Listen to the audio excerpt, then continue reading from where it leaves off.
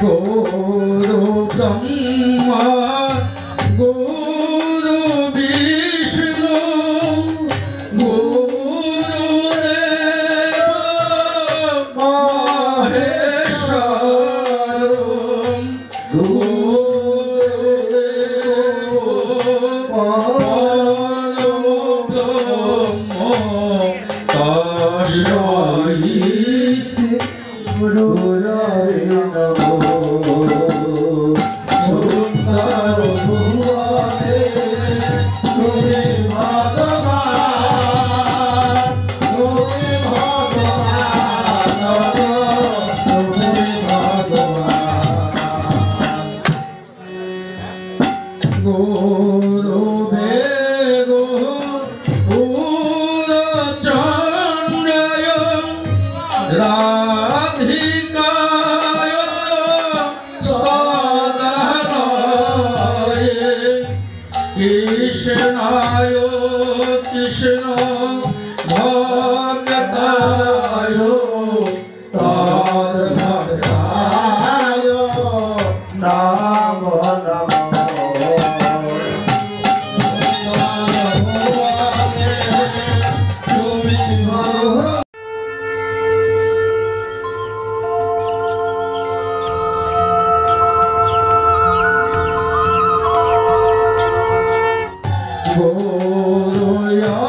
अखंड मंडलाकारं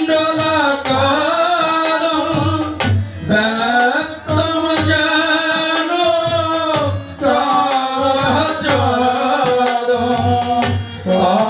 तत्पदं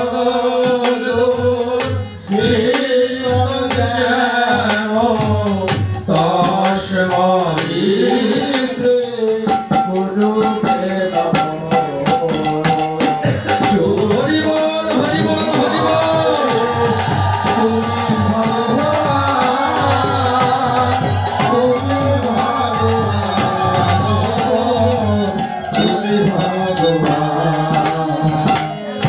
ईश्वर परम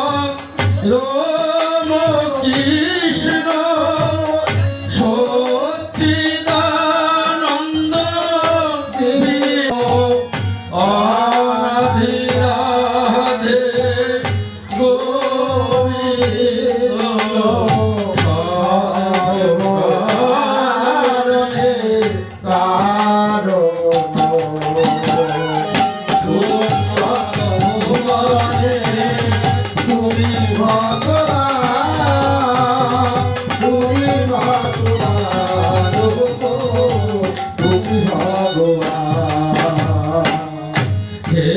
कृष्ण करुणा सिंधु दीनबंधु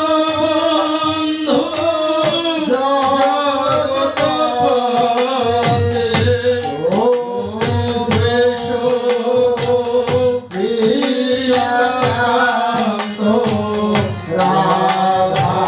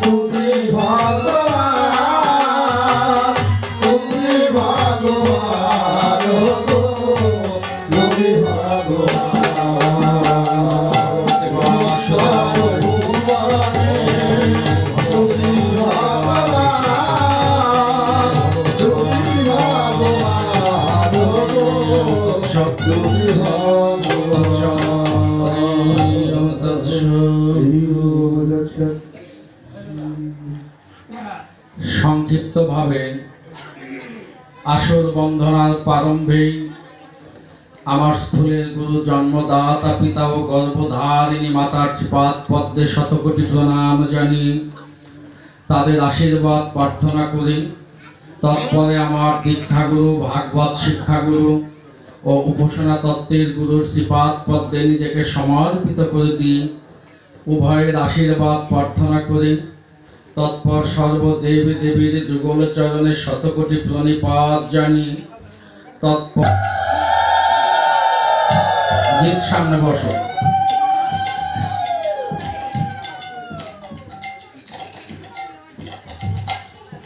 বিশ্বের সমগ্র মানব জাতির কল্যাণ কামনায়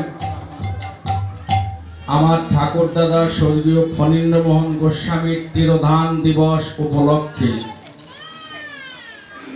বিগত বৎসরের ন্যায় এবারও বাৎসরিক 10 দিন ব্যাপী ধর্মীয় অনুষ্ঠানে 5 দিন ব্যাপী ভক্তিশাস্ত্র ভাগবতের রতন এখানে একটা লোক 5 দিন ব্যাপী ভক্তিশাস্ত্র ভাগবতের আজ পঞ্চম সমাপ্তি রজনী।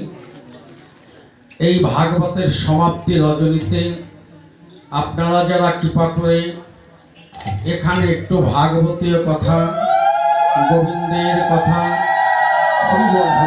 সাধুগুরু বৈষ্ণবের কথা, ভক্তিশাস্ত্র ভাগবতের কথা, আত্মতত্ত্বের কথা, প্রেমের কথা, জ্ঞানের কথা আস্বাদন করবার জন্য এখানে ছুটে এসেছেন, আপনাদের মনোবাসনা পূরণ করা আমার মতো অধমের পক্ষে সম্ভব নয়। তাই আমি স্মরণ নিচ্ছি সর্বকালের সর্বশ্রেষ্ঠতম ভাগবত গুরু, ভাগবত বক্তা সুখদেব গোস্বামীর আতল চরণে। তিনি কৃপা করে মাতা বাগদেবী সরস্বতীর কৃপায়, আপনাদের আশীর্বাদে এই অধমের বদন দিয়ে যাহা পরিবেশন করাবেন, আপনাদের সাথে আমার দুটি কর্ণ ইন্দ্রিয় সজাগ রেখে সেই সুখবদনে, গুরুবদনে ভক্তিশাস্ত্র ভাগবতীয় কথা আস্বাদন করে সাধুগুরু বৈষ্ণবের সঙ্গ করে আমরা যেন প্রত্যেকে আমাদের এই তাপিত পরাণটুকু শীতল করতে পারি।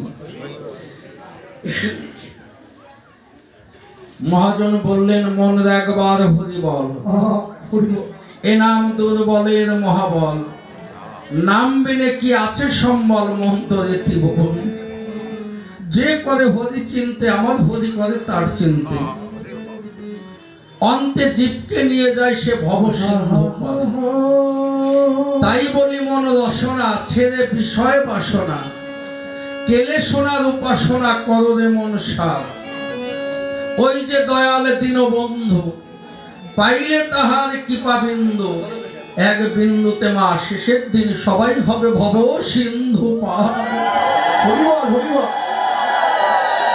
সেই ভব সিন্ধু পারের বাসনা যদি কারো হৃদয়ে একবার জাগে, অবশ্যই তাকে সাধুগুরু বৈষ্ণবের মাঝে স্মরণ নিতে হবে।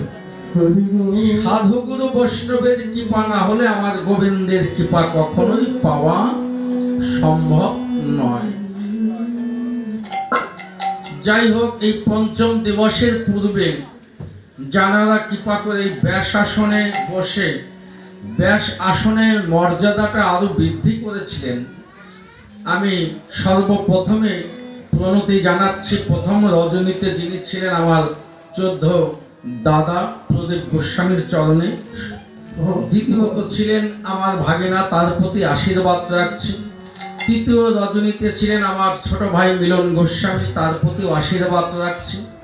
গতকাল চতুর্থ রজনীতে ছিলেন আমার পরম আরাধ্য উপাসনা তত্ত্বের গুরু প্রভুপাদ নূপুরচন্দ্র গোস্বামী, তার চরণে শতকোটি প্রণিপাত জানাচ্ছি। আজ আমি নরাধম, আপনাদের কি বা শোনাবো। চৈতন্য ভাগবতের কাছে কখনো গ্রন্থ ভাগবত টিকতে পারে না। এখানে যারা এসেছেন আপনারা প্রত্যেকেই এক একজন চৈতন্য ভাগবত, আর আমি সামনে নিয়ে বসেছি গোবিন্দের গ্রন্থ ভাগবত। এটাকে বলা হয়েছে বাঙ্গুই মূরতি। কথা ভক্ত যদি বলায় বলবে, না হলে এর কথা বলার ক্ষমতা নেই। এই জন্য একমাত্র আপনাদের কৃপা ভিন্ন। আপনারা যেটুকু দান করবেন আপনাদেরটাই আপনাদের মাঝে দেবার চেষ্টা করব, যদি গুরু কৃপা হয়ে থাকে। আমাদের আজকের আলোচনার বিষয়বস্তু জানানো হয়েছে গোবিন্দের যত লীলা আছে। দ্বাদশ স্কন্দের ভাগবত 365 লীলা, তন মধ্যে সর্বশ্রেষ্ঠতম লীলা, সমস্ত লীলার মুকুট মনে হচ্ছে গোবিন্দের রাস লীলা।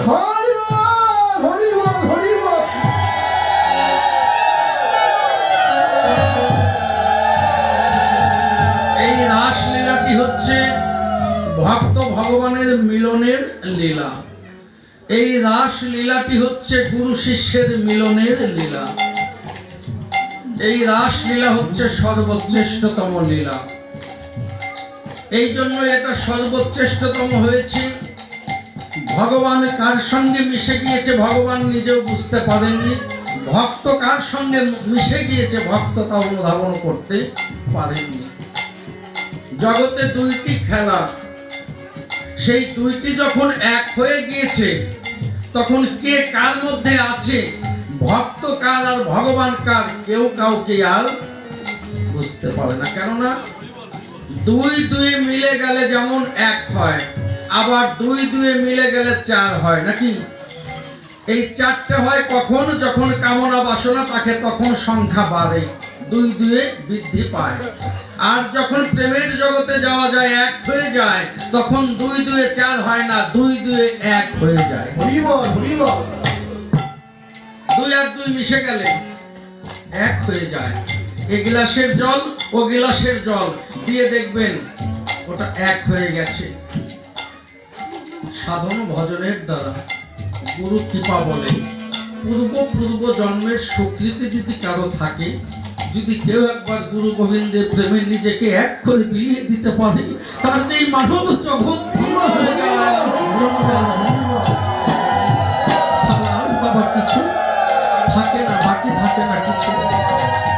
এক যে পর্যন্ত আমরা এক হতে না পারবো সে পর্যন্ত কখনোই আমরা ওই জায়গাতে গিয়ে পৌঁছাতে পারবো না।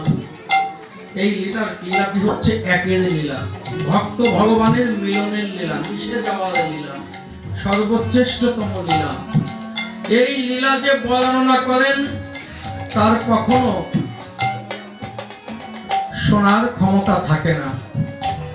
যে শোনে সে কখনো বলার ক্ষমতা রাখে না। যে দেখে সে না শুনতে পারে না বলতে পারে। এই লীলা কেমনই লীলা। এই লীলাটি বৃহৎ বৃন্দাবনে হয়েছিল। তার যৎকিঞ্চিৎ প্রকাশ ভারত পটভূমিতে ভগবান শ্রীধাম বৃন্দাবনে করেছিলেন সমস্ত ভক্তদের নিয়ে। তাই এই লীলা করবার পূর্বে আমাদের কিছু বিষয় অবশ্যই জানা একান্ত প্রয়োজন। কেন রাসলীলা হয়েছিল? শাস্ত্র বললেন রাসলীলা হয়েছিল দুটি কারণে। দুটি কারণে রাসলীলা হয়েছিল। একটি কারণ হচ্ছে ব্রহ্মার পুত্র কন্দর্প মদন কামদেবকে পরাজিত করা, আরেকটি হচ্ছে ভক্তদের সঙ্গে যে প্রতিজ্ঞা সেই প্রতিজ্ঞা রক্ষা করা। এই দুটি কারণ, এই দুটি কারণেই বৃন্দাবনে রাস হয়েছিল। সর্বপ্রথম রাসের উৎপত্তি হয়েছিল কোথায়? কাকে দিয়ে? উৎপত্তি হয়েছিল ব্রহ্মার পুত্র, ব্রহ্মার সন্তান কামদেবকে দিয়ে। ব্রহ্মার মানুষ পুত্র, ব্রহ্মা একদিন তাকে 5টি বাণ প্রদান করেছিলেন আর বলেছিলেন, পুত্র তোমাকে 5টি বাণ আমি দিচ্ছি, অপ্রয়োজনে এই বাণ তুমি কাউকেই প্রয়োগ করো না, প্রয়োজনে ব্যবহার করবে, নচেত এই বাণ তুমি কাউকেই প্রয়োগ করো না। মহাজন বললেন, বাণ অর্জন করে বাণ শিখে যে পাষাণ হয়ে যায়, বাণ তার বশীভূত হয়ে যায়।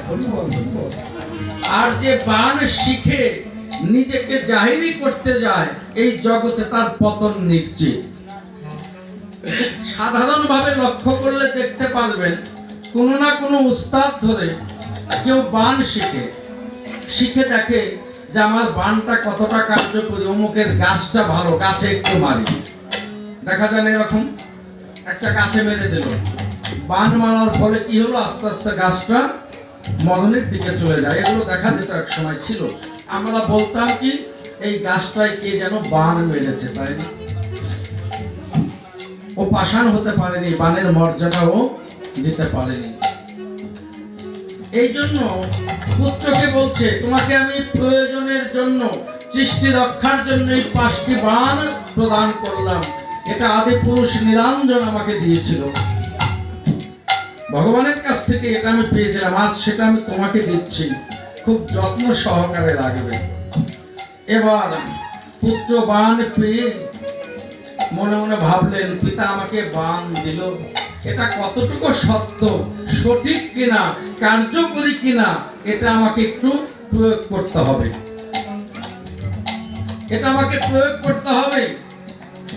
শাস্ত্র বললেন, গুরু যাহা দান করে তা অন্ধের ন্যায় বিশ্বাস করে হৃদয়ে ধারণ করতে হয়, ওটাকে নিয়ে আর কোনো যাচাই বাছাই করা চলে না।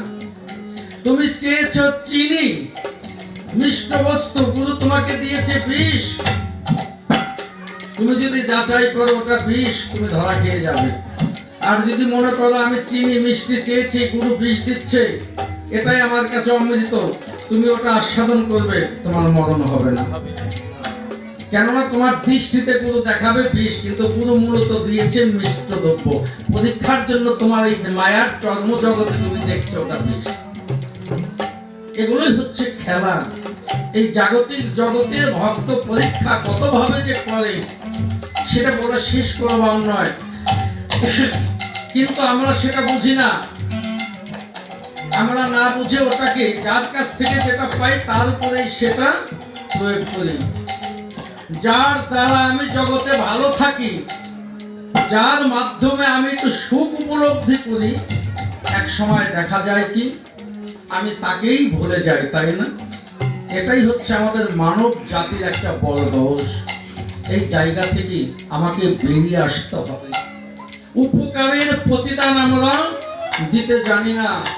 কেউ যদি আমাকে উপকার করে, আমি তার ক্ষতি করবার জন্য সর্বদা ব্যস্ত হয়ে থাকি, যার জন্য আজ মানব সমাজে আমাদের মধ্যে ভ্রাতৃত্ববোধ হারিয়ে গেছে, পিতা পুত্রের সম্পর্কে ফাটল ধরেছে, সামাজিকতার মধ্যে নষ্টতা এসে গিয়েছে।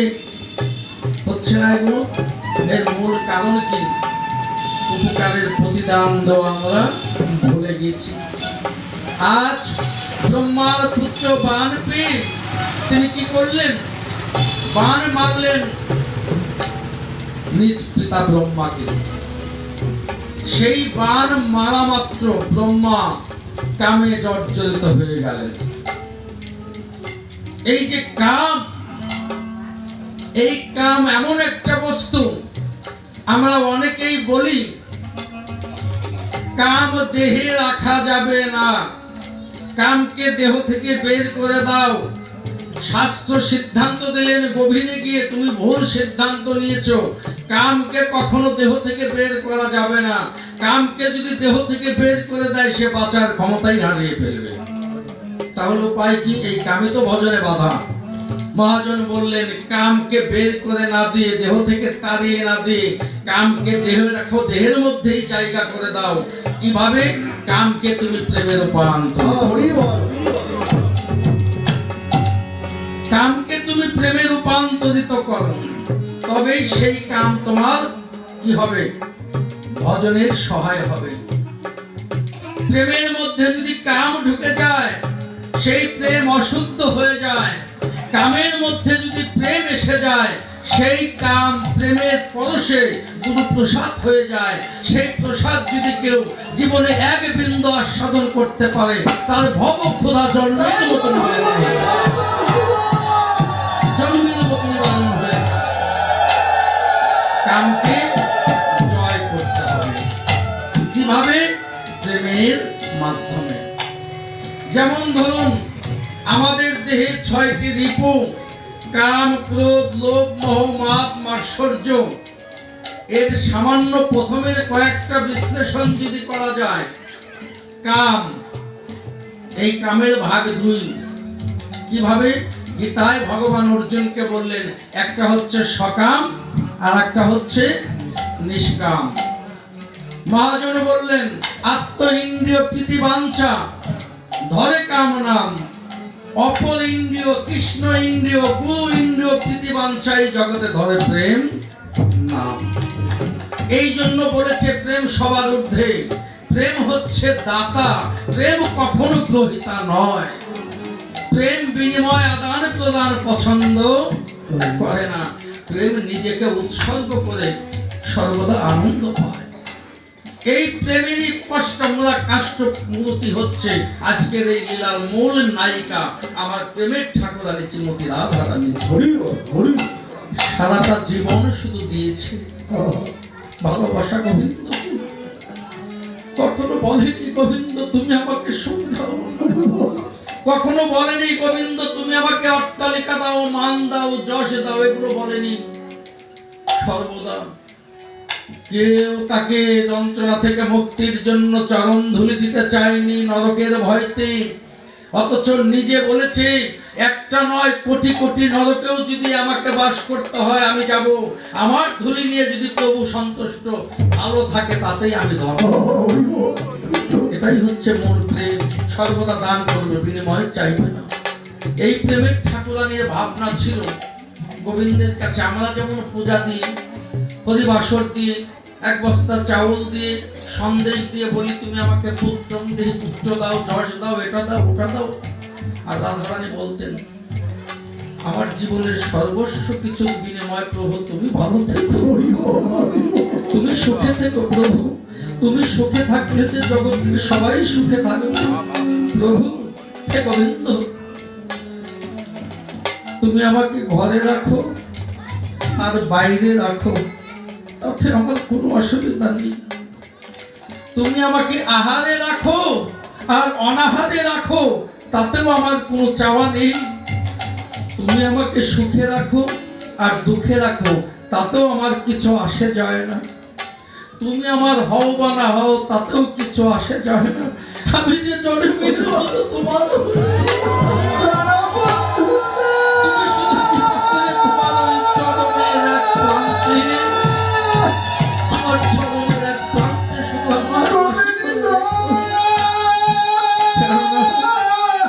এই জগতে যে সবার সব আছে, কিন্তু আমি হতভাগা রাধারানী, বিশ্বভানু রাজনন্দিনী, আমি যে জন্মের পর থেকে কি ভুল করেছি, আমার যে এই জগতে তুমি ছাড়া আর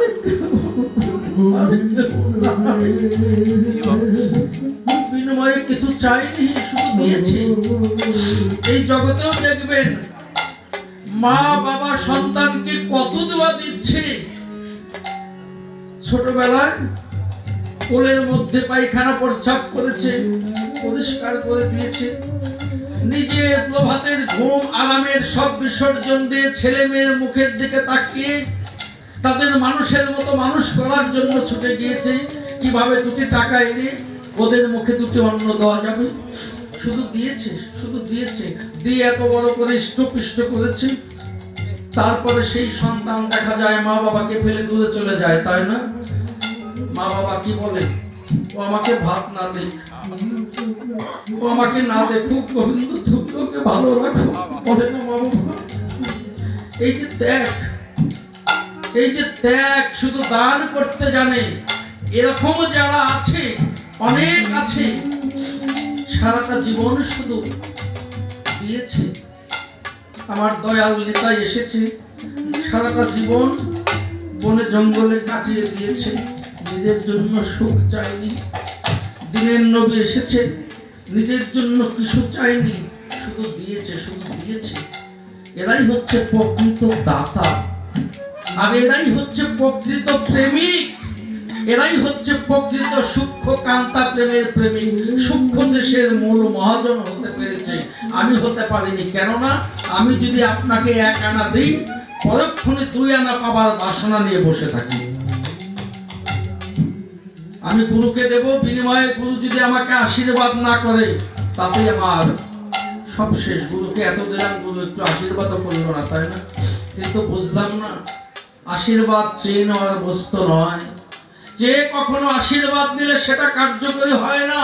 ইসলাম শাস্ত্রে বললেন দোয়া তোমার চাইতে হবে না, বেল গায়ে ভান্ডে ওটা জমা আছে, তুমি দোয়ার কর্ম করো, দোয়া আপনি আপনি তোমার কাছে আসবে, আপনি আপনি আসবে। ওটাকে পারমিশন দেওয়া হয়েছে, যার অধিকার তুমি তার কাছে যাবে, ওর ক্ষমতা নেই, ও আসবে, জানা যাবে না। কিন্তু আমরা চাইছি। আর আমার সনাতন বলছে কি পাপ, কি ধাতু সমন্বয় প্রত্যয়, কি পাপ, তুমি কি করেছো তুমি পাবে। তুমি যে জমিদার হতে চাচ্ছ গুরুর কাছে, ভগবানের কাছে, তুমি কি করেছো? কিছু করে পাওয়াকে বলে কি পাপ। আর কিছু করতে গেলেই বাবা তার স্বভাব অর্জন করতে হবে দাসত্ব, নাকি?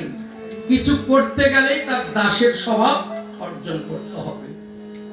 হলো না? কতজনের হয়েছে দাসত্ব, জন্মের মতো সবকিছু বিসর্জন দিয়ে গুরু গোবিন্দের চরণে দাসত্ব করতে করতে এই জন্মটাই শেষ করে দিয়েছে। কিন্তু আমার হলো না, কারণ আমার ভিতরে আত্ম ইন্দ্রিয় প্রীতিবাঞ্ছা সর্বদা বিরাজমান, সর্বদা বিরাজমান। এই জন্য এই যে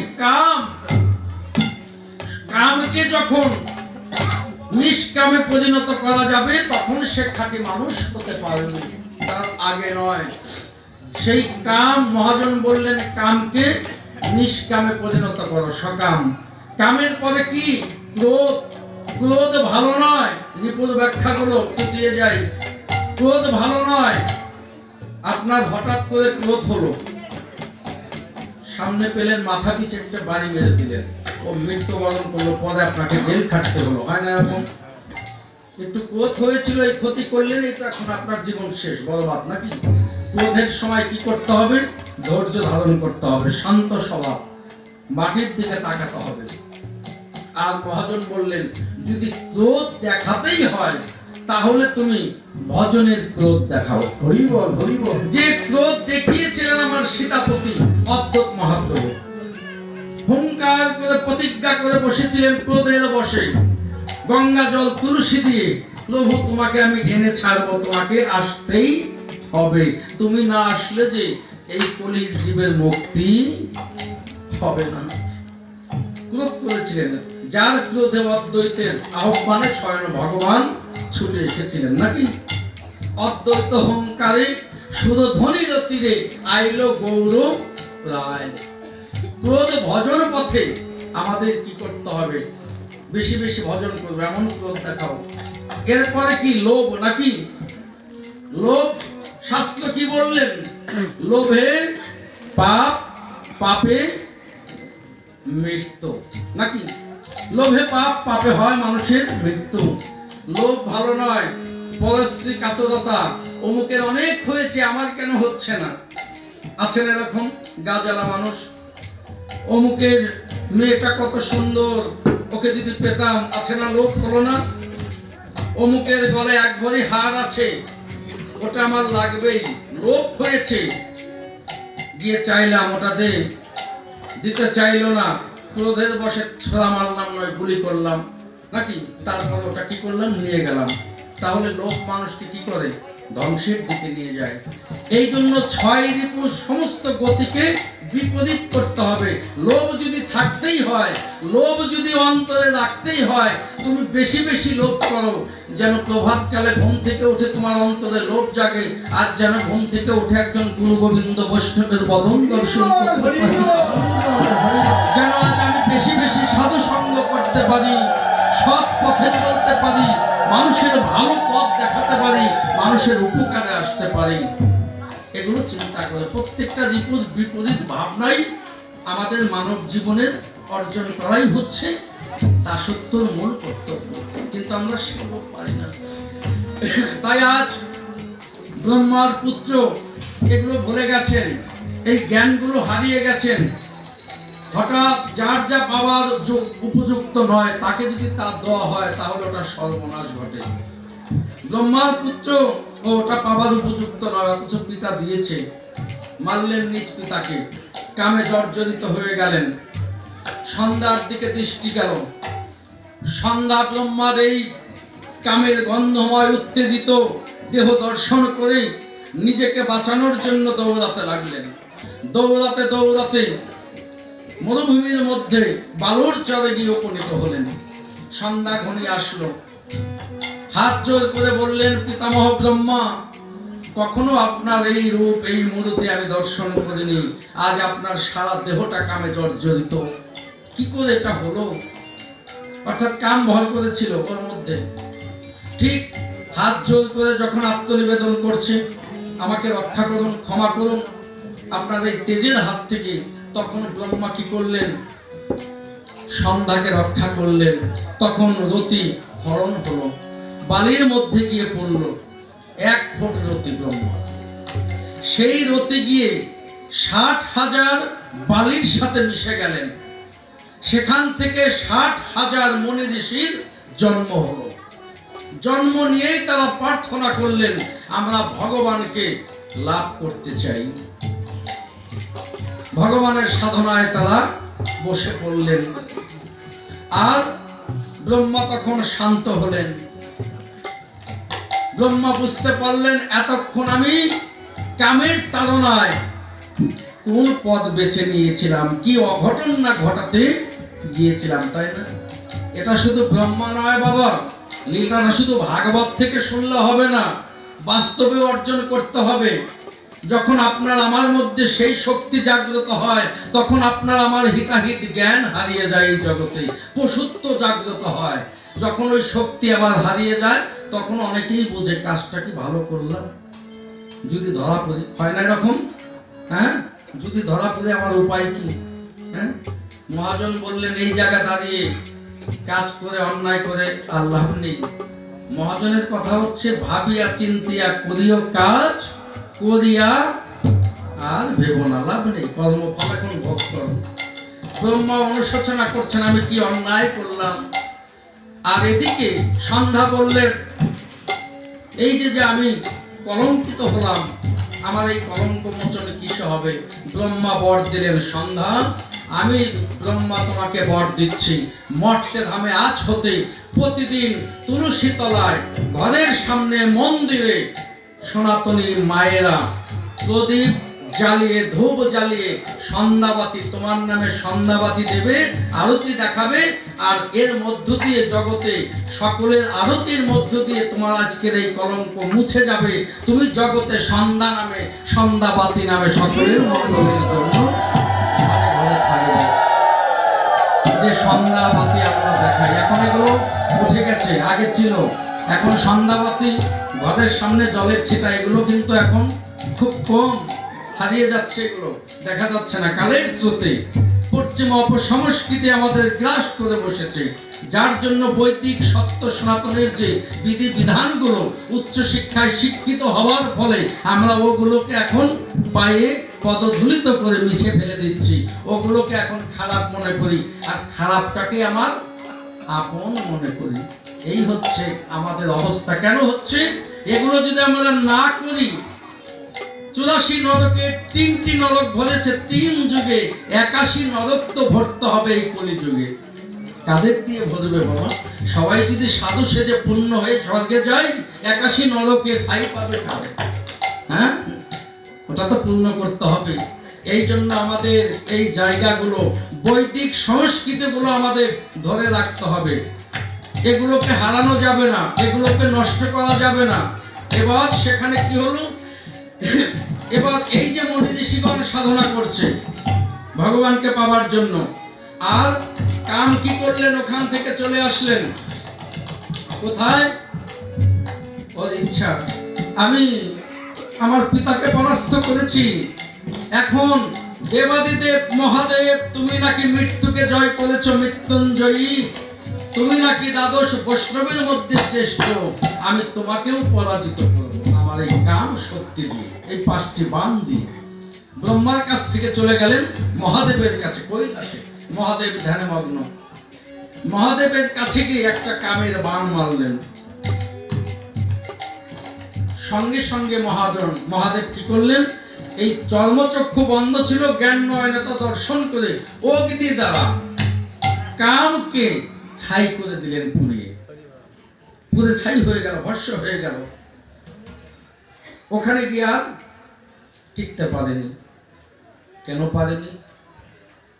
এই জগতে যারা মৃত্যুকে জয় করতে শিখেছে, গুরু কৃপায় যারা মৃত্যুঞ্জয়ী অর্জন করতে পেরেছে, যারা সেই দেশে গিয়েছে, তাদের কাছে কাম কেন, কামের বাবারও কোনো ক্ষমতা নাই তাদের কোনো কিছু করে। যাদের সর্বদা যাদের বাবা দেহতরি উজান বায়, উজান যাদের দেহতরি বায়, তারা বাবা কখনোই ওই কামের দাস হয় না। কাম বরং তাদের দাস হয়, কামের দাস হয় না। এই জন্য কামের দাস, কামকে আপনার দাস করতে হলে আগে আপনাকে গুরুর দাস হতে হবে। গুরু যদি কৃপা করে আপনাকে ওই সাধন দেয়, ওই শিক্ষা দেয়, তবে আপনি কামকে পরাস্ত করতে পারবেন। কাম আপনার কাছে এসে হাত জোর করে ছাড় করবে। আর যদি ওখানে যেতে না পারেন, তাহলে আপনি কামের গোলামগিরি করবেন। হুকুম শুনতে হবে, কাম যা বলবে, যখন যা করবে আপনি তাই করবেন। এই জন্য কামকে জয় করবার জন্য মহাজন বললেন, মন তুই আগে গুরুকে পাই, দেহের খবর জান। দেহের খবর না জানিলে পাবে না তুই তার সন্ধান। মন তুই আগে গুরুকে পাই, দেহের খবর জান। দেহে আছে সাধনার ধন, পশ্চিমেতে আছে বৃন্দাবন, তাতে আছে চরণ 2 খান। লক্ষ্য রেখে দস্যু 6টি, তারা দিবসে করে ডাকাতি। সুযোগ পেলেই কিন্তু মদন রাজা বধিবে তোর প্রাণ। মন তুই আগে গুরু কি পাই, দেহের খবর জান। সিন্ধু হতে বিন্দু এনে ফেলিস না মন তুই খালে বিলে, এই বিন্দু রূপেও হয় সাক্ষাৎ ভগবান। মন তুই আগে গুরু কি পাই, দেহের খবর জান। সাধু গুরু মহন্ত যারা, কাম নদীতে ডুবে মরে না কখনো তারা। মুখে জয় রাধাচি রাধা বলে, দেহ তরি বাইরে ওজান। মন তুই আগে গুরু কি পাই, দেহের খবর জান। আমাদের আগে দেহের খবর। কামকে যদি আমার দাস করতে চাই, গুরুর দাসত্ব আমাকে হতে হবে। তাই শিব হচ্ছে মৃত্যুঞ্জয়ী, সে সেই কর্ম করেছে। তার কাছে গিয়ে কাম ক্ষমতা দেখাতে পারেনি, একদম পুরে ছাই হয়ে গিয়েছে। এবার কি হলো? কাম ভস্ম। কামের স্ত্রীর নাম কি? রতি। আসলেন বিধবা বেশে, ঘোমটা দিয়ে বিধবা বেশে মহাদেবের কাছে। মহাদেব বললেন, তুমি কে মা?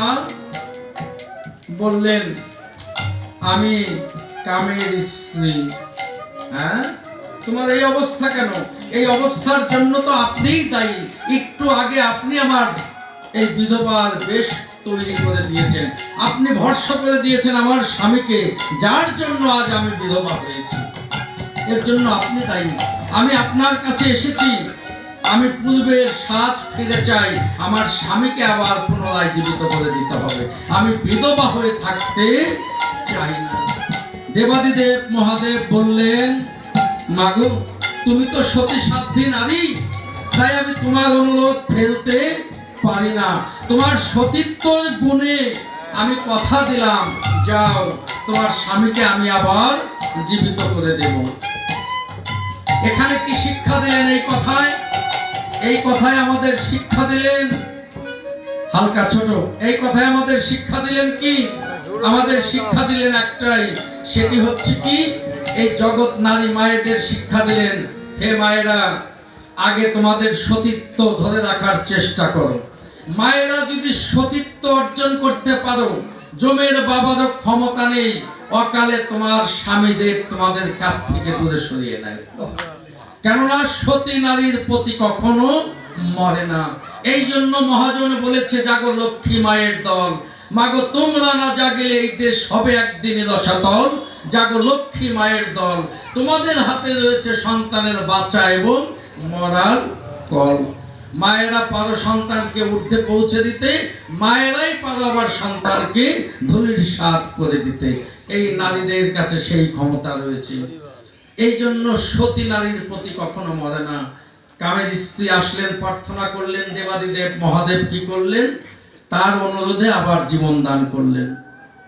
ওখান থেকে ফিরে আসলেন, যাক জীবন তো বেঁচেছে, ফিরে পেয়েছি, রামকে এবার ধরব। এবার গেলেন রামের কাছে, রামকে বান মারবে। রাম বললেন, কাম তুমি আজ যে বান নিয়ে আমাকে প্রয়োগ করতে এসেছো, ওটা আমারই দেওয়া, আমি তোমার পিতাকে দান করেছিলাম, আর তোমার পিতা সেটা তোমাকে দিয়েছে। এই মূল্যবান সম্পদ পেয়ে তুমি ধরে রাখতে পারলে না, আমার বস্তু দিয়ে তুমি আমার সঙ্গে পাল্লা করতে এসেছো। এ যুগে নয়, কথা দিচ্ছি আমি, আগত দাপর যুগে, আগত দাপর যুগে, তেতার পরে দাপর, ওই যুগে তোমার কত ক্ষমতা, কত শক্তি, আমি সমস্ত কিছু ধুলির স্বাদ করে দেব। তোমাকে আমি পরাস্ত করে, কামকে মদনকে পরাস্ত করে আমি মদন জয়ী, মদন মোহন, আমি বৃন্দাবনে রাসলীলা করব। বৃন্দাবনে রাসলীলা হবে, ভক্ত ভগবানের মিলন হবে। সেই রাসে ওখানে কোনো কামের স্থান হবে না, ওখানে শুধু প্রেম আর প্রেম। আমি সেদিন তোমাকে কাম পরাস্ত করে প্রেম রাজ্য প্রতিষ্ঠা করে সেই প্রেম রাজ্যে আমি ভক্ত ভগবানের মিলন ঘটাবো। এই যে প্রতিজ্ঞা দিয়েছিলেন। আর ওই যে 60,000 মনি ঋষি, তারা সাধনায় বসে আছে ভগবানকে পাওয়ার জন্য। তাদের সাধনায় সন্তুষ্ট হয়ে ভগবান বললেন, যাও, কথা দিচ্ছি এ যুগে পুরুষ দেহ, অর্থাৎ মনি দেহ তো পুরুষ দেহে কখনো হয় না, সমস্যা আছে। কথা দিচ্ছি তোমরা এই 60,000 মনি ঋষিগণ আগত দাপর যুগে এই দেহ পরিত্যাগ করে গোপী দেহ ধারণ করবে, বৃন্দাবনে তোমরা উপস্থিত হবে, আমি তোমাদের নিয়ে সেদিন রাস বিলাস করিব। এই রাসের দুইটি কারণের ব্যাখ্যা আপনারা পেলেন। এখন সেই গোপীগণ ভগবানকে প্রতিরূপে পাবার জন্য ভুলেনি তারা। এক যুগ চলে গেছে, ভগবান কথা দিয়েছে, মনে আছে, ভুলেনি। আর আমরা গতকাল গুরুকে কি কথা দিয়েছে আজকেই ভুলে যাই। বাজারের সময় কাকে কি কথা দিয়েছে বিকালে বলি, কই এমন কথা তো আমি বলিনি, আছে না? এক বেলার কথা মনে রাখতে পারি না। আর পূর্ব জন্মের কথা তারা মনে রেখেছে, ভুলে যায়নি পূর্ব জন্মের কথা। ভগবান বলেছেন আমাদের মনোবাঞ্ছা পূর্ণ করবে, তাই তারা ভগবানকে পাওয়ার জন্য গোপী দেহ ধারণ করে তারা বসে বসে আছে কিভাবে ভগবানকে পাওয়া যায়। তাই তারা চলে গেলেন গুরুর নিকটে। গুরুদেবের কাছে কেন গেলেন? শাস্ত্র বললেন, যাহা কিছু হোক না কেন, তুমি যত বিদ্বান বুদ্ধিমান হও না কেন, তুমি যাহা কিছু করিবে যদি গুরু ধরে থাকো, গুরুর অনুমতি নিয়ে যদি সেটা করতে পারো, ওটা সঠিক হবে। গুরুকে বাদ দিয়ে, গুরুর অনুমতি ভিন্ন, গুরুর আশীর্বাদ ভিন্ন, তুমি যাহা কিছু করো না কেউ, ওগুলো নিষ্ফল, কোনো কাজেই আসবে না। তাই ব্রজের গোপীগণ তারা গুরুর চরণে গিয়ে গুরুর চরণে প্রণাম করে প্রার্থনা করলেন, আমরা কিভাবে ভগবানকে প্রতিরূপে পাবো, আমাদের এই দেহটা তার চরণে সমর্পণ করতে পারবো। ভগবান বললেন, গুরুদেব বললেন, যাও তোমরা আগত কার্তিক মাসে, দামোদর মাসে, নিয়ম সেবার মাসে বালুকা দ্বারা কাত্তায়নী মূর্তি তৈরি করে মা ভগবতীর চরণে প্রার্থনা করো। মা ভগবতীর যদি কৃপা হয়, তোমরা তোমাদের মনের বাসনা পূর্ণ করতে পারবে। ভাগবতের দশমী স্কন্ধে 2য় খণ্ডে এখানে প্রমাণ হলেন এই রাসলীলায়। যারা বৃন্দাবনে বাস করতেন, সেখানে ভগবানও বাস করতেন, নন্দের পুত্র গোপীগণও বাস করতেন কাছাকাছি। তারপরেও গুরু অনুমতি লাগলো। আবার ভগবানকে প্রতিরূপে পাওয়ার জন্য মা আদ্যাশক্তির চরণে প্রার্থনা সাধনার জন্য পাঠালেন। অর্জুনকে যুদ্ধে জয় করার জন্য ভগবান নিজে অর্জুনকে বলেছেন, মহাভারতে দেখবেন অর্জুনকে বলেছেন যে যাও দুর্গার স্তব করো, দুর্গার স্তব করো। রাবণকে বধের জন্য স্বয়ং রাম সেও পাতালে ভদ্রাকালীর শক্তির আরাধনা করেছেন, চরণে পুষ্পাঞ্জলি দিয়েছেন। আর বর্তমানে আমরা কিছু সনাতন ধর্ম প্রচারক তৈরি হয়েছি, আমরা দেবদেবীর নাম শুনতে পারি না, দেবদেবীর নিন্দা করি। কারো ঘরে দেবদেবীর ছবি থাকলে আমরা কি করি? আমরা নতুন নতুন ধর্মযাজক হয়ে সাজগোজ বেশি করে দিয়ে তিলক মালা টিকি ধারণ করে আমরা এমন এমন কথা বলি যার সঙ্গে শাস্ত্রের কোনো মিল নেই, সাংঘর্ষিক তৈরি হয়। আমরা শিক্ষা দিই এক ভগবান ভজলে আর কিছু লাগে না। কে গীতায় বলেছে না, সর্বধর্মানাং পরিত্যাজ্যং মামেকং শরণং ব্রজ। অথচ ওই মূর্খের দল শিখলই না সর্বধর্ম পরিত্যাগ বলতে কি বোঝায়। সর্বধর্ম মানে গোবিন্দকে ভজন করা তো ধর্ম নাকি? ওটাও তো সর্বধর্মের মধ্যে পড়ে না।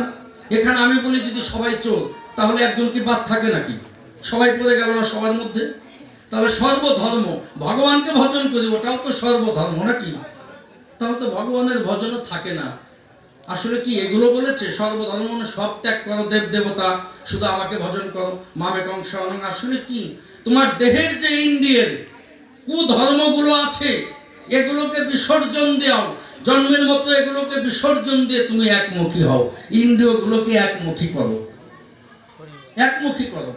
অথচ আমরা অনেকেই এই গোবিন্দের আসনে লক্ষ্মী দেখো না, লক্ষ্মী হচ্ছে দাসী, ওকে আলাদা আসন করে দাও। এই কথা শুনে ওই মূর্খ ধর্ম প্রচারকদের কথা শুনে অনেকের ঘরেই দেখবেন লক্ষ্মীর আসন আলাদা করে দিয়েছে।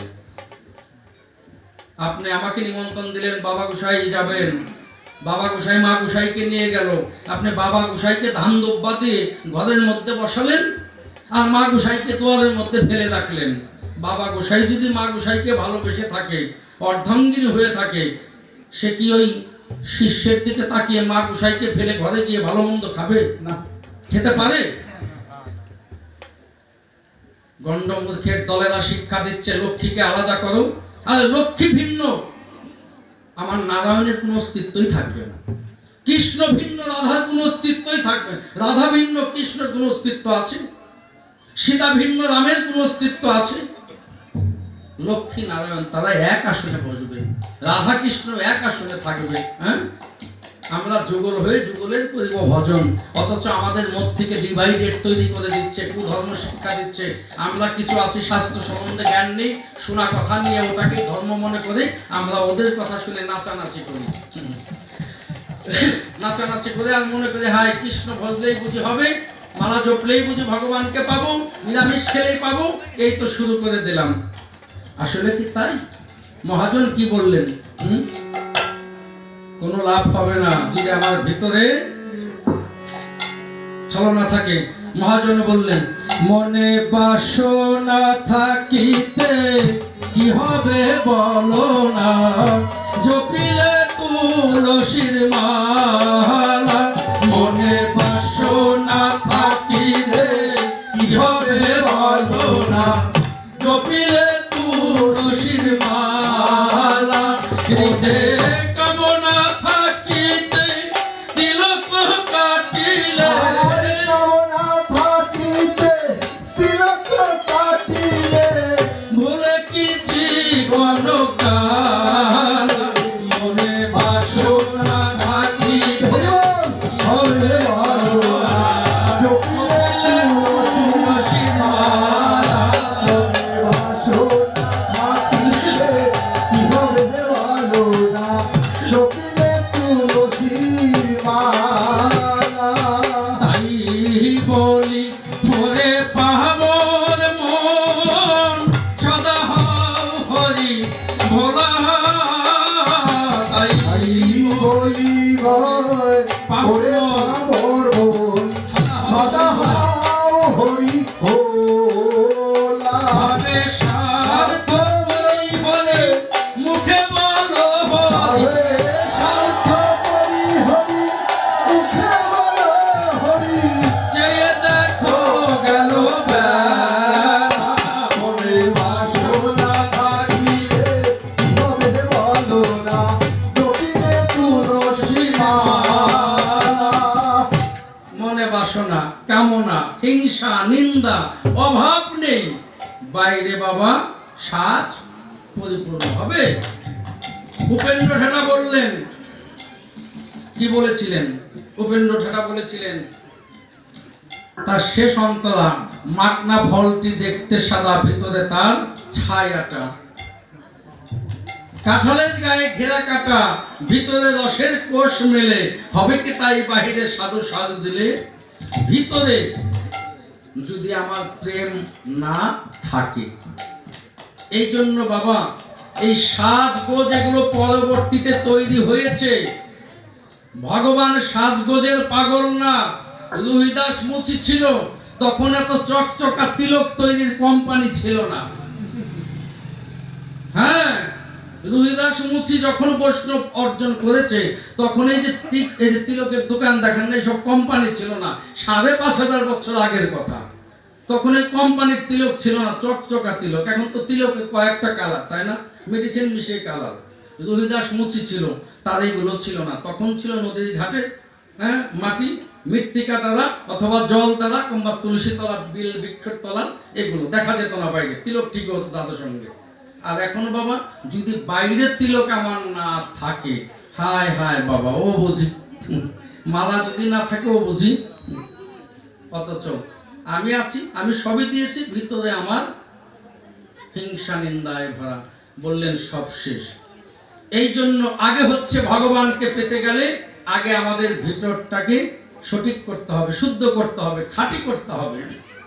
এই জন্য আজ আমাদের সেই গুরুর চরণে গেলেন, সেখান থেকে দেব দেবতার আশীর্বাদ নিয়ে ব্রজের গোপীগণ যমুনার পারে এসে কি করলেন? বালকার দ্বারা কাত্যায়নের মূর্তি তৈরি করে মা ভগবতীর চরণে ভগবানকে প্রতিরূপে পাবার জন্য স্তব করেছিলেন। কিভাবে আমরা একটু শুনে আসি সেটা।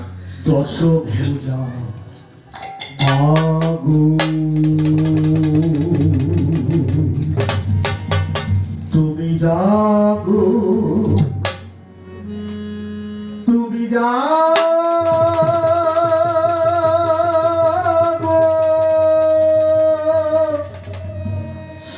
জাগো দুর্গা, জয় জয় আত্মা শক্তি মহামায়া প্রতিপ্রমানন্দে।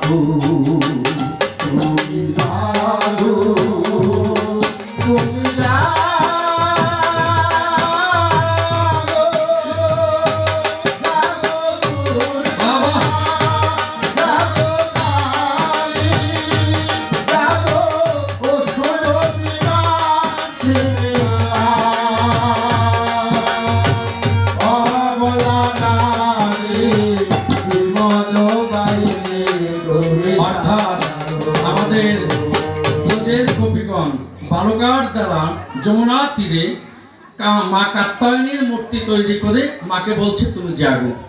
কেননা মা যদি না জাগে তাহলে তো আমাদের সাধন ভজনে আমরা এগোতে পারবো না। সত্যি মা মানে কুলকুণ্ডলিনী শক্তি।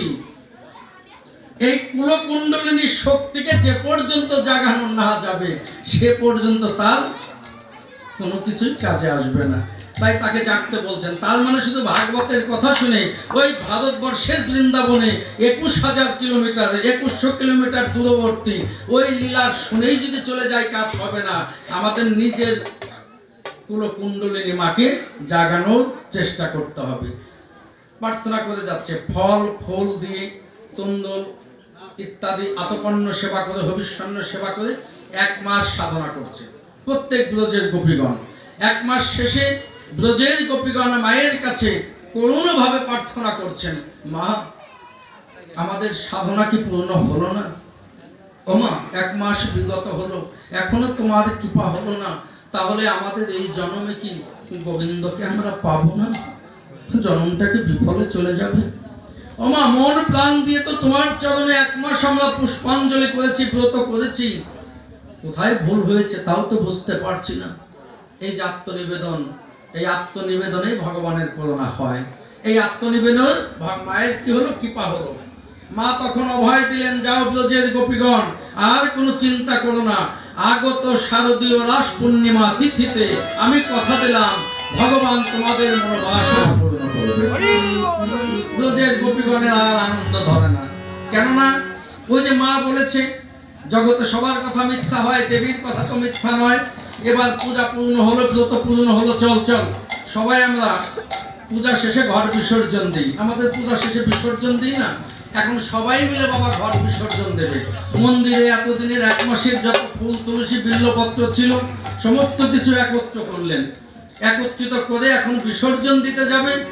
এখন ওই রাধারানী কি করলেন জানেন? অত চালাক রাধারানী অন্য অন্য ললিতা বিশ্বকা চম্পকলতা সব সখীদের বলছে, শোন শোন, ওই ওখানে একটা ফুল পড়ে আছে, ওই কোনায় তাকে একটা বিল্লপত্র পড়ে আছে, দেখ দেখ দেখ, মানে ওই ওখানে দেখ কি যেন দেখা যাচ্ছে। মানে সবাইকেই কাজে লাগিয়ে দিলেন, পরিষ্কার হয়ে গেছে সবাইকে কাজে লাগিয়ে। অর্থাৎ ওর চিন্তা হচ্ছে এরা সবাই কাজে লাগবে আর আমি ওই যমুনার ঘাটে আগে যাব। কেননা আমি যদি আগে যাই তাহলে আমি আগে ভগবানকে পাবো, আর ওরা আগে গেলে তো ওরা ভগবানকে পাবে। তাই রাধারানী এবার তার সখীদের একটু ছলনা করে বলছে, তোর এই কাজ কর, কাজের চাপে বসিয়ে উনি নিজে যাবে। যেই যাওয়ার সিদ্ধান্ত নিলেন আর তখনই বাবা পিছন থেকে ওই ব্রজ গোপীগণ বলে বসলেন, হে রাধারানী শোনো শোনো, ওই যমুনার ঘাটে একলা যেও না, একলা যেতে নেই, যেতে নেই। তাই সুরকার পদকর্তা বললেন, রাধে তোমায় বারে বারে, রাধে তোমায় বারে বারে করছি যে মানা, যমুনাতে গলানিতে একলা যেও না। রাধে তোমায় বারে বারে করছি যে মানা, যমুনাতে গলানিতে একলা যেও না। ও রাধে, ও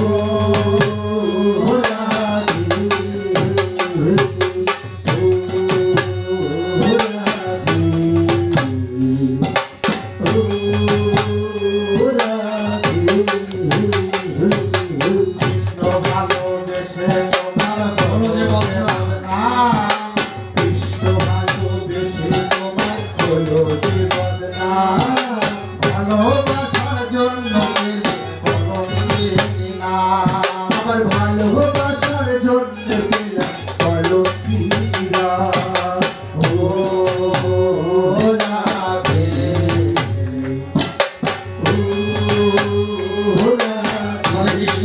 তোমার কারণে আমরা সবাই একটু একটু করে ক্লাস দিয়ে যাবো, পুরো পথগুলো আমরা করবো না। অর্থাৎ রাধে তোমায় বারে বারে মানা করছে, একা যমুনার ঘাটে যেও না। এটা শুধু ভাগবতের ওই বৃন্দাবনের রাধারানীকে বলেনি, জগতের সবাইকেই বলছে। রাধা কে? কৃষ্ণ নাম নিতে যার নয়নে বহে ধারা, সেই তো হচ্ছে রাধা। ধারা উল্টে গেলেই হয় রাধা, আর রাধা উল্টে গেলে হয় ধারা। অর্থাৎ যমুনার ঘাটে রাধারানীকে বলছে একা যেও না, কৃষ্ণ ভক্ত যারা একা যেও না, সঙ্গে নিয়ে যেতে হবে। এই জন্য গুরুর চরণ আশ্রিত যারা ভক্ত তাদের যমুনার ঘাটে যেতে গেলে, ত্রিবেণীর ঘাটে যেতে গেলে গুরুকে সঙ্গে নিয়ে যেতে হয়। এখন তো অনেক করবো, তাই এটা কেমন কথা? আমরা বিয়ে শাদী করেছি, এখন গুরুকে সঙ্গে করে কি ওই জায়গায় যাওয়া যায়? আমরা তো এই অর্থ বের করে দেব। শাস্ত্র বললেন না, এই দেহগুরুকে নিয়ে যাওয়ার কথা বলেনি। যখন তুমি ওই ঘাটে যাবে, ওই ঘাটে নামবে, তুমি যদি ওই ঘাটে নেমে বেঁচে উঠতে চাও তাহলে অন্তর্জগতে জ্ঞান নয়নে গুরু রূপটা স্মরণ করে ডুব দিও। ওই সময় গুরু রূপটা স্মরণ করে যেও, তুমি মরবে না, ফিরে আসবে, বেঁচে আসবে। আর গুরু রূপটা যদি স্মরণ না করো, ওই যমুনার ঘাটে বাবা কতজন পদ্মার পালালে মাটির চাপা পড়ে, কতজন মারা গেল মাছ মারতে গিয়ে। যমুনার ঘাটে কতজন মরল, হ্যাঁ, ঘাটে নেমে আর সাঁতার জানে না, পায়ে পারল না, আছে না এরকম? হ্যাঁ, এই জন্য সাঁতার জানো, গুরুদেব স্মরণ করে যমুনার ঘাটে নামো, তুমি মরবে না, বেঁচে যাবে। এবার সবাই মিলে বললেন তাহলে একসাথেই চল। সবাই মিলে ঘর পুষ্পপত্র যাহা ছিল নিয়ে তারা রওনা হলো। যমুনার পারে নামিয়ে এবার বসনগুলো কেলি কদম বৃক্ষের ডালে ডালে সাজিয়ে তারা কি করলেন? ঘরে বিসর্জন দিয়ে আনন্দে কৃষ্ণকে পাবে এই আশা নিয়ে সমস্ত সখী হাত ধরে নদীর মধ্যে, যমুনার মধ্যে জল ক্রিয়ায় নৃত্য করছে। কৃষ্ণ পাবে সেই আনন্দে, তাদের মনোবাসনা পূর্ণ। সন্ধ্যা ঘনিয়ে এলো, এখনো কৃষ্ণের দর্শন নাহি মিল, এখনো কৃষ্ণের দর্শন নাহি হলো।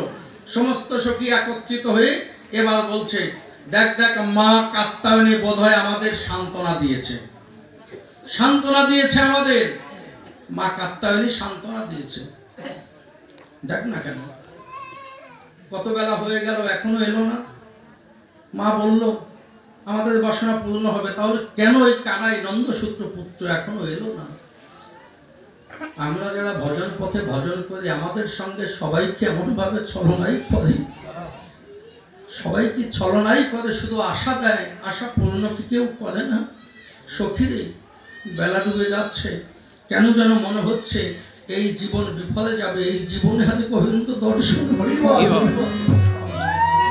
এই জীবনে আর হবে না।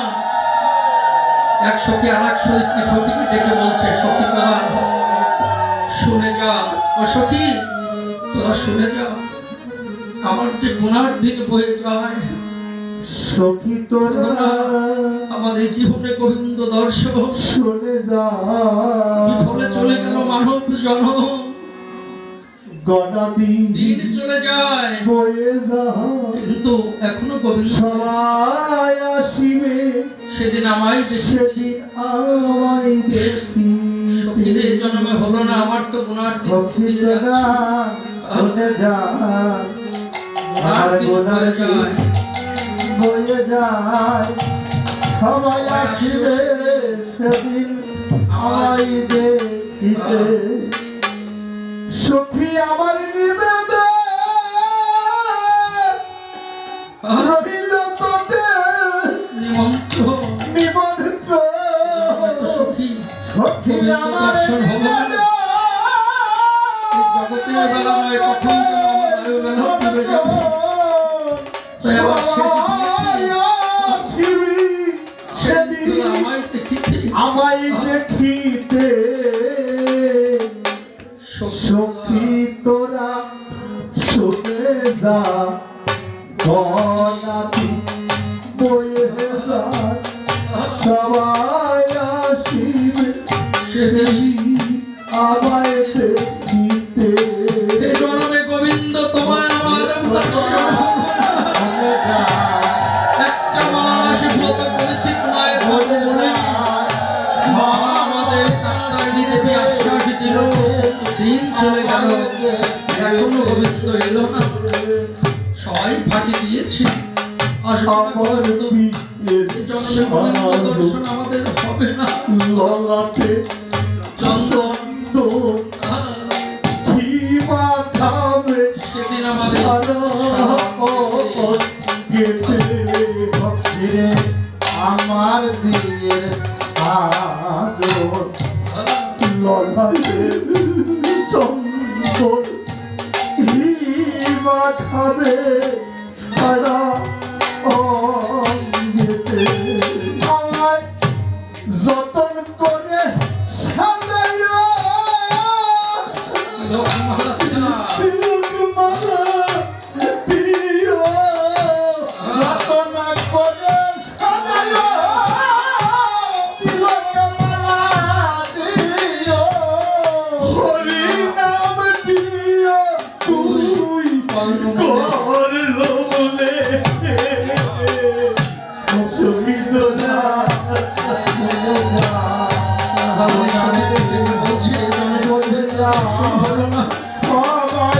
তাই আমার চলে যেতে হবে, আমার বিদায় বলে তোরা এসে আমাকে হরি নাম দিয়ে যা।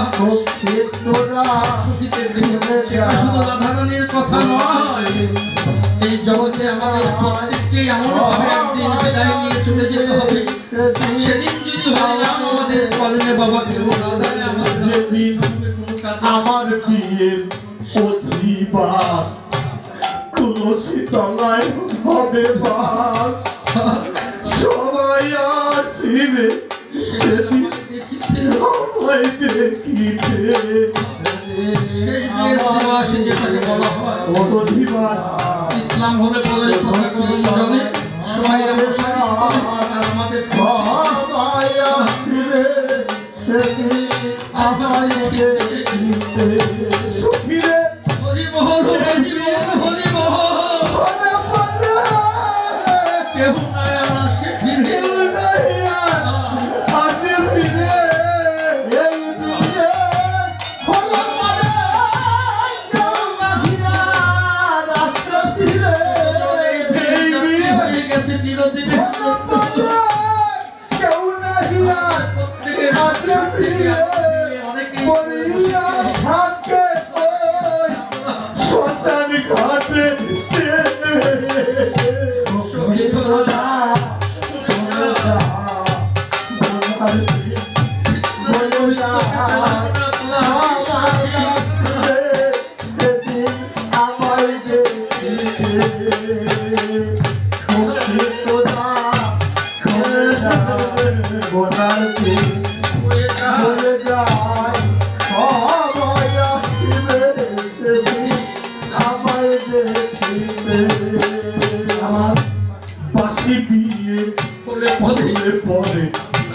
তোমরা আমায় যতন করে তুলে দিও কাঁথা বাঁশের পালকি কতজন ওই কাঁচা বাঁশের পালকিতে উঠে চলে গেছে। তোমরা আমার যাওয়ার করে তুলে দিও কাঁথা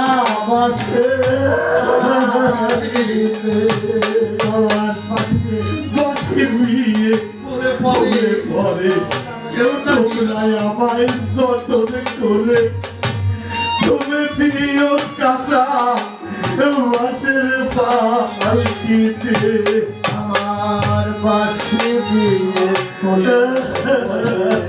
তোমরা আমায় যতন করে তুলে দিও কাঁথা বাঁশের পালকিতে প্রাণ সখীরা হরি বল হরি বল হরি বল। সখী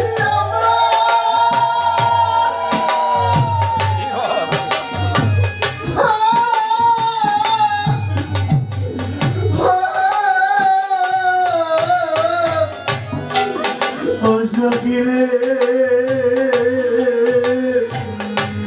সখী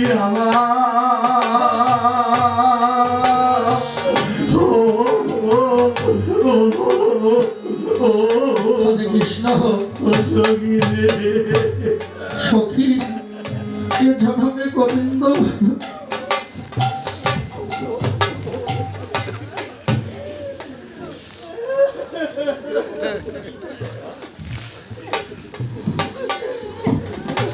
সখীরে সারাটা জীবন শুধু ভালোবেসে গেলাম, উজাড় করে সব দিয়ে গেলাম, কিন্তু ভাবিনি আমার এই জীবনটা বিফলে যাবে, এই জীবনে আমি গোবিন্দকে পাবো না।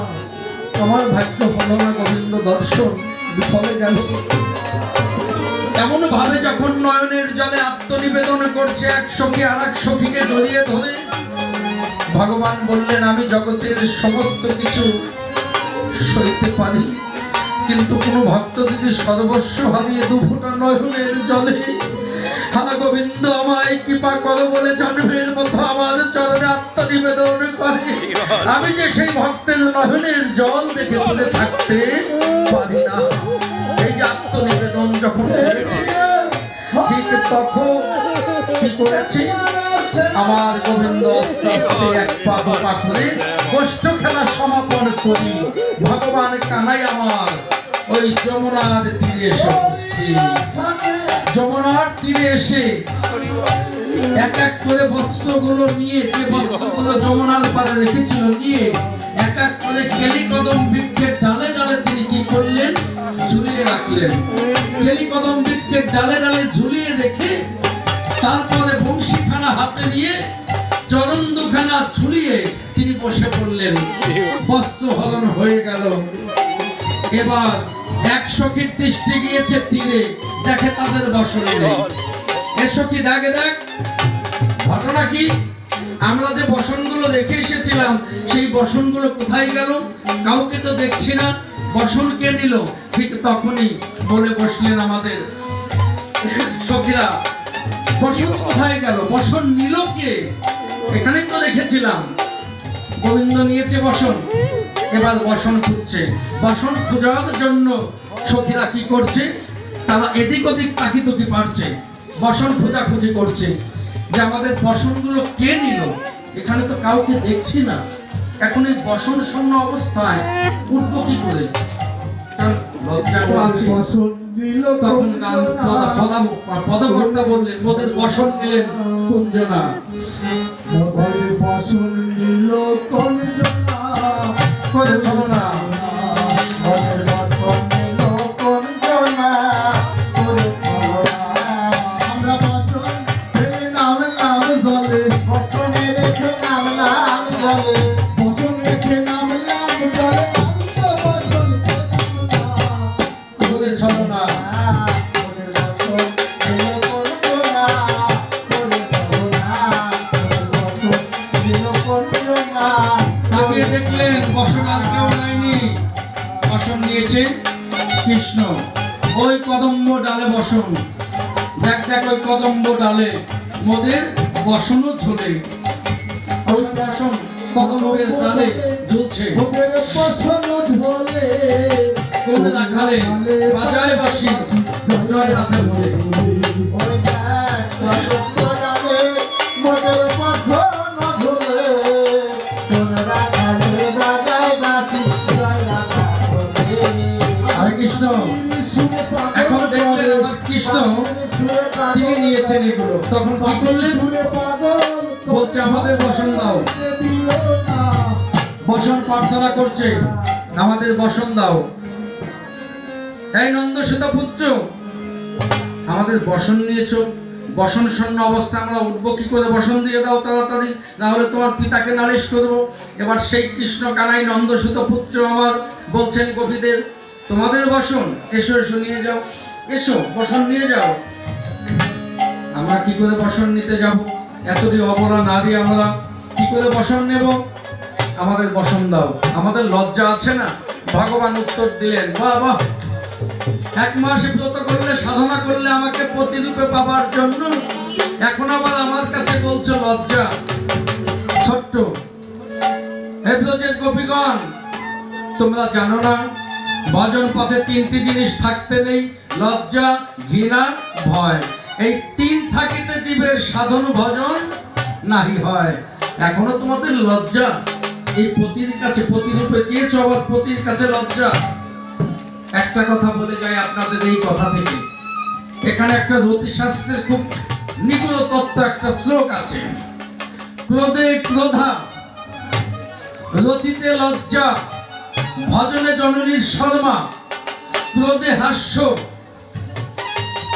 রতিতে বেশ্যাস্য, ভজনে কলহ। একই শ্লোক 2টি ভাগ রতিশাস্ত্র করে দিয়েছে শিব পার্বতীর আলোচনা। কোন সতী নারী যদি তার নিজের পতির কাছে, স্বামীর কাছে নিজেকে লজ্জা বোধ করে, ভেবে নিতে হবে ওই নারীর অন্য পর পুরুষ আকৃষ্ট আছে। একদম ছাক্কা কথা, রতিশাস্ত্র প্রমাণ দিচ্ছে। এই শ্লোকের ব্যাখ্যা 2-3 দিন ধরে করলেও ফলাবে না। ভগবান তাই শিক্ষা দিচ্ছে, সতী নারী কখনো পতির কাছে লজ্জা করতে পারে না। সতী নারীর লজ্জা থাকবে পর পুরুষের কাছে, নিজের পতির কাছে কখনো নয়। আমাকে প্রতিরূপে চাইলে আমার এখন লজ্জা, ঠিক আছে বসন নিয়ে যাও। গোপীরা বুঝতে পারলেন আমাদের ভুল হয়েছে, হাত জোর করে ক্ষমা প্রার্থনা করলেন দণ্ডায়মান হয়ে, আমাদের অপরাধ ক্ষমা করো। উঠে আসলেন, সবই দিয়েছি সখী, এই লজ্জাটুকু রেখে কেন গোবিন্দকে হারাবো? সবই তো দিয়েছি, লজ্জাটুকু কেন আমরা রাখবো? এই লজ্জার জন্য যদি গোবিন্দকে হারিয়ে ফেলি, লজ্জা তো আমাদের কখনো মুক্তি দেবে না, মুক্তি তো সে দেবে। লজ্জা বিসর্জন করে আয় আমরা জন্মের মতো এই চরণে সঁপে দিই। এই যে ব্রজের গোপীগণ উঠে গেলেন, ভগবান সন্তুষ্ট হয়ে আত্মনিবেদনের কথা দিলেন, আগত শারদীয় রাস পূর্ণিমা তিথিতে তোমাদের মনোবাসনা আমি পূরণ করব। এই যে রাসের 2য় কারণের মূল জায়গায় আসলাম। এখন রাত্রি অনেক বিশ্লেষণে মূল রাশে আমাদের যাওয়া সম্ভব হবে না, অনেক সময় লেগে যাবে। লীলা কীর্তনে 4 ঘন্টা রাস শোনেন আপনারা, তাও এমন বিশ্লেষণ ভাবে কতটুকু শুনেন জানি না। রাসের বিশ্লেষণ একদিনে হয় না। আমরা কাত্যায়নী ব্রত থেকে শুরু করে রাসলীলা কার্তিক মাসে 2 দিন 3 দিন 4 দিন 5 দিনের স্টেজে আমরা করে থাকি সঙ্গীতময় ভাগবতে, একটা একটা করে ধাপ ধাপ। কিন্তু একদিনে 1-1.5 ঘন্টা পার হয়ে গেছে। ভক্তদের জন্য আবার আজকে আমার এক সন্তান প্রসাদের ব্যবস্থা করেছে। তার মনের বাসনা, একজন যদি কোনো কারণবশত চলে যায় তাহলে আমার এই আলোচনা দীর্ঘায়িত করাতে হবে, তার প্রসাদ সেবায় বিঘ্ন ঘটানো অপরাধ হয়ে যাবে। অনেকেই ব্যবসা বাণিজ্য নিয়ে ব্যস্ত, তবে যদি ভাগ্যে থাকে আমরা রাসে যাব, রাস আমরা শুনবো। রাসে কি আছে, রাস অর্থ কি? শুধু একটা কথা বলি, রস ও বৈষব। রস আকার ধরে হয়েছে রাস। কিভাবে আকার ধরেছে এই কথাটা বলে যাই। মাতৃস্তনে দুগ্ধ থাকে, জগতের সবাই তা জানে, কিন্তু সেই স্তন বিয়ের পূর্বে কুমারী মেয়েরও থাকে। পৃথিবীর কোনো বিজ্ঞান, কোনো ইঞ্জিনিয়ার, কোনো ডাক্তার, সায়েন্স মেডিকেলের ক্ষমতা নেই কুমারী মেয়ের স্তন থেকে দুগ্ধ এনে দেখাতে পারে। তার মানে কুমারী মেয়ের কি স্তন নেই? আছে, কিন্তু ওটা পাবে না। পাবে কখন? যখন বিয়ে হবে তখনও পাবে। যখন তিনি মা হবে, সন্তান প্রসব করবে, তখন অলৌকিকভাবে এখানে দুগ্ধ এসে যাবে। এই দুগ্ধের গোটাই যে ছিদ্র, আপনি সিরিজ ঢুকিয়ে টান দেবেন, রক্ত ছাড়া কিছুই পাবেন না।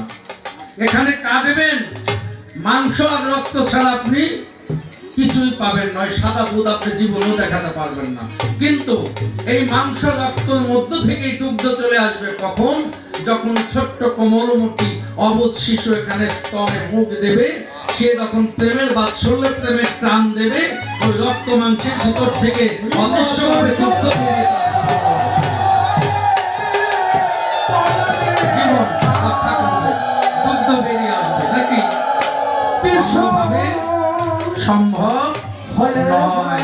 এটাই হচ্ছে রাষ্ট্রত্ব। খেজুর গাছ, এই তো আমাদের সিজন, গাছেরা হালি লাগিয়েছে, একটা বছর গাছ জঙ্গল হয়েছিল, অগাছা পরিষ্কার করে চাষ দিয়ে চলে এসেছে। কিছুদিন পরে গিয়ে আর একটা চাষ দিয়ে দুই পাশে ড্রেন কেটেছে, দুইটি ড্রেনের রাস্তায় এক। লক্ষ্য করবেন, রাষ্ট্রত্ব খুব কঠিন। ছোট্ট রাষ্ট্রত্ব খুব কঠিন।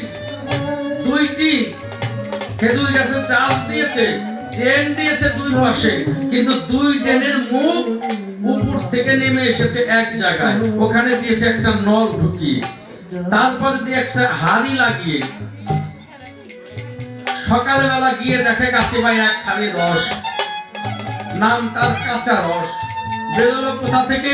ওই খেজুর গাছ থেকে। কিসের কারণে? গাছের কৌশলের কারণে। গাছটা কেটে খন্ড খন্ড করুন, খেজুর গাছে এক ফোঁটা রস পাবেন না, পাবেন একটু কষ। পেলে পেতে পারেন কষ, কিন্তু গাছের কৌশলের কারণে খেজুরের গাছের কষ এখন হাড়িতে হয়েছে রস। এটাই রাষ্ট্রত্ব। এখানেই শেষ নয় এই তত্ত্ব। গাছে ভাই নিয়ে আসলো, তাফালে দিয়ে জাল দিল। রসের অধ্যায়ে শুকোবাচে বললেন, ভগবান ও পিতা রাত্রি শরদ ফুল্ল মল্লিকা বৃক্ষ চক্রে যোগমায়া মুফার্ছিতা। অর্থাৎ এখনো ভগবান হয়েও রাস ও বিলাস করিতে তিনি বাসনা করলেন। ভগবানের বাসনা হলো, ভগবানের বাসনায় থাকুক, আগামীতে রাস হবে। ভগবানের বাসনা, ভক্তরা বাসনা করে, যুগ যুগ ধরে ভগবান পায় না। আর আজকে পেছে পড়ে গেছে ভগবান, জায়গা মতো হয়েছে। অনেক ভক্তরা যুগ যুগ ধরে সাধনা করে না তার পাওয়ার জন্য। আবারও কি তুমি এই সাধুর বাজারে হরি নাম শুনতে পারবে? এমন দেহে মানুষকে ভালোবাসতে পারবে? ওই বাবাকে কি মা বলে বাবা বলে ডাকতে পারবে? গুরুর চরণ ধরে কি সেদিন ডাকতে পারবে? এই জন্য তো চলে যাবো, চলে যাবো।